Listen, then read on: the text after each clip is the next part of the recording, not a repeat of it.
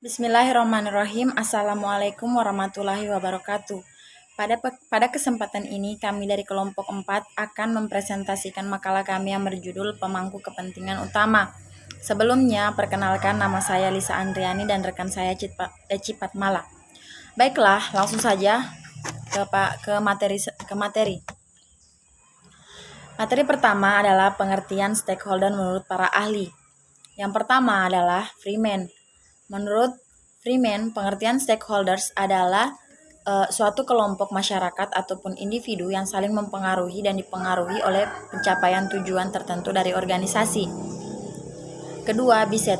Menurut Biset, pengertian stakeholder adalah orang atau individu atau kelompok masyarakat yang memiliki kepentingan atau perhatian pada permasalahan tertentu. Ketiga, Wibisono. Menurut Wibisono, pengertian stakeholder adalah seseorang ataupun kelompok yang punya kepentingan secara langsung atau tidak langsung bisa mempengaruhi atau dipengaruhi atas aktivitas dan eksistensi perusahaan. Keempat, ISO 26000 SR. Pengertian stakeholder adalah individu atau kelompok yang memiliki kepentingan terhadap keputusan serta aktivitas organisasi. Yang terakhir adalah AA 1000 SES. Definisi stakeholder adalah kelompok yang dapat mempengaruhi dan atau terpengaruh oleh aktivitas, produk atau layanan serta kinerja suatu organisasi. Selanjutnya, sejarah ide stakeholder. Stakeholder atau pemangku kepentingan adalah semua pihak yang menjadi sasaran alasan utama pembangunan perusahaan. Sementara itu, Freeman 4 mengartikannya sebagai kelompok atau individu manapun yang dapat mempengaruhi atau dipengaruhi oleh upaya organisasi dalam merealisasi tujuannya. Beberapa penulis mencoba membuat penggolongan lebih jauh, misalnya pemangku kepentingan utama, prime stakeholders atau disebut juga contractual stakeholder, yaitu pihak-pihak yang memiliki hubungan kontraktual dengan organisasi, misalnya kreditur dan konsumen. Dan pemangku kepentingan kedua, secondary stakeholders, atau kadangkala juga disebut difusi stakeholder, atau semua pihak yang mungkin dipengaruhi oleh tindakan organisasi walaupun tidak memiliki hubungan kontraktual dengan organisasi. Cara lain penggolongan stakeholder adalah dengan mengelompokkannya menjadi internal stakeholder, yaitu individu atau kelompok yang berada dalam struktur organisasi bisnis yang memiliki pengaruh terhadap tujuan perusahaan, manajemen, karyawan, dan sebagainya. Dan eksternal stakeholder,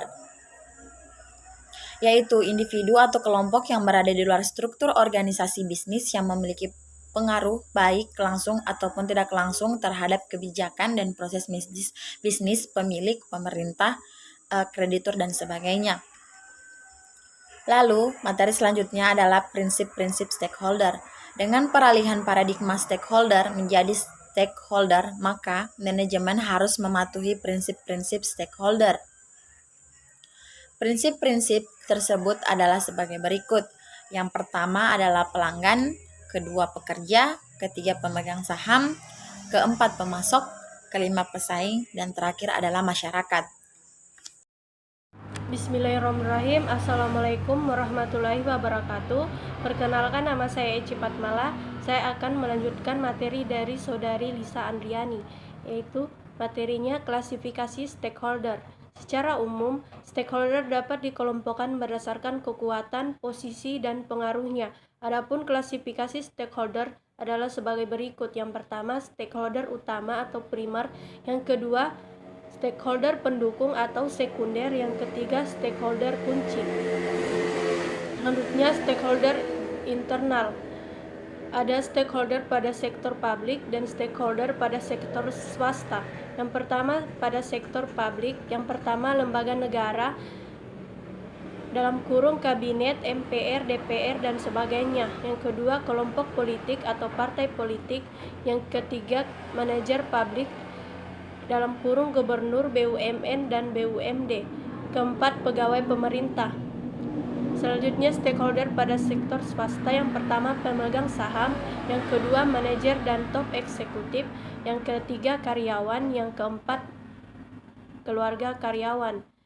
Selanjutnya, stakeholder eksternal terbagi menjadi dua, yaitu stakeholder pada sektor publik dan stakeholder pada sektor swasta. pada sektor publik. Yang pertama, masyarakat pengguna jasa publik. Yang kedua, masyarakat membayar pajak. Yang ketiga, perusahaan dan organisasi soal ekonomi yang menggunakan pelayanan publik sebagai input atas aktivitas organisasi.